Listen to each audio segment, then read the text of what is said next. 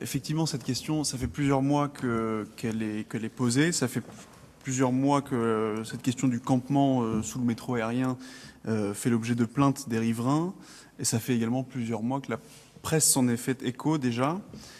Si je peux me permettre, je dirais que je trouve ça assez dommage que la situation ait tant perduré au point qu'il faille attendre, ou au point en tout cas qu'un conseil de quartier nous interpelle directement en conseil d'arrondissement sur cette question-là.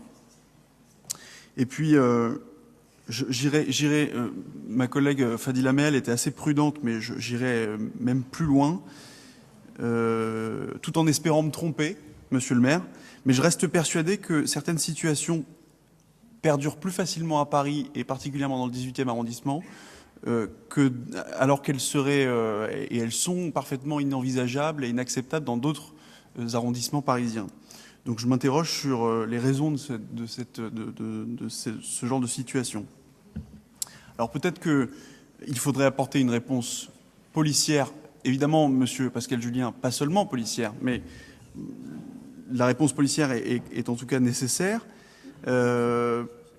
Pourquoi pas se poser la question d'une meilleure répartition, d'une meilleure affectation des forces de police, mais c'est un débat que j'avais déjà soulevé et que je ne relancerai pas ici. Et enfin, sur le fond, sur la question de ces migrants, vous l'avez dit, tout le monde le reconnaît, ce sont des migrants qui sont de passage, qui sont en transit, effectivement, qui viennent de la Corne de l'Afrique, et donc qui n'ont pas vocation à rester sur le territoire et à se sédentariser. C'est pourquoi je ne comprends pas tellement cette volonté qui est exprimée dans le vœu de permettre à ces migrants de rentrer dans le droit commun de l'hébergement d'urgence et du droit d'asile. C'est-à-dire qu'à partir du moment où ces étrangers sont en transit, cette procédure paraît peut-être un peu déplacée ou ne pas répondre en tout cas aux attentes de la situation. Idem pour la problématique de l'intégration. Je pense que les débats sur l'intégration, on peut les avoir et on les aura très certainement dans ce conseil d'arrondissement et en dehors de ce conseil d'arrondissement. Mais la problématique de l'intégration, du fait que justement ces migrants sont simplement en transit, ne se pose pas, selon moi. Pour revenir également sur un autre point, vous avez parlé de bars, de cafés soudanais. Je voudrais rappeler que il me semble, en tout cas je tiens ça de sources de riverains et de sources policières, mais que les réseaux de passeurs qui exploitent cette misère humaine s'implantent justement à cet angle qui fait Philippe de Girard-Pajol.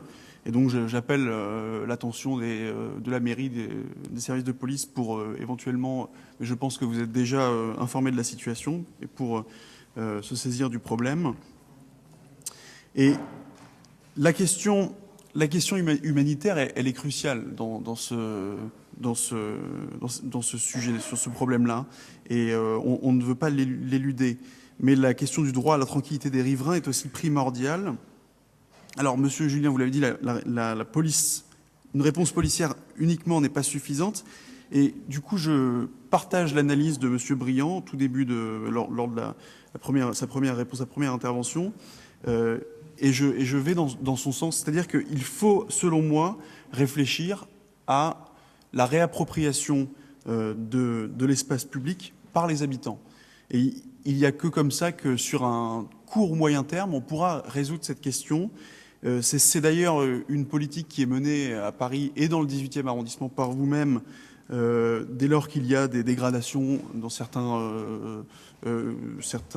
lieux assez ciblés, dès lors qu'il y a des dépôts d'ordures illégaux ou des dépôts d'encombrement illégaux, dès lors qu'il y a des épanchements d'urine un peu trop fréquents, eh bien, cela doit aussi s'appliquer dès lors qu'il y a des occupations illégales d'espaces publics. Alors, on a parlé de promenades urbaines, d'espaces verts, alors je ne sais pas, des parkings, mais en tout cas, faire en sorte que cet espace-là qui est en jachère, presque, et qui permet donc à ces migrants de s'y installer, cet espace-là soit réapproprié par les habitants. Donc, on est évidemment tout à fait disposé à mener avec vous une réflexion constructive et commune sur sur ce qu'on pourrait y faire, justement sur ce lieu-là.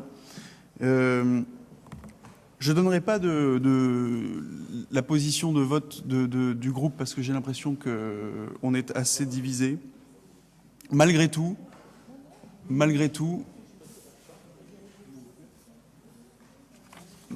je voterai favorablement pour ce vœu parce que je pense qu'on ne peut pas ne rien faire, même si je pense que demander à permettre à ces migrants de rentrer dans le droit commun de l'hébergement d'urgence et du droit d'asile, c'est à mon avis un vœu pieux, qui a plutôt à côté de ce que la situation nécessite. Et enfin, effectivement, il y a deux vœux différents. Je suis d'accord avec M. Julien dans ce vœu-là, sur la vente à la sauvette. Simplement un mot très rapidement sur les états généraux de la sauvette à Paris.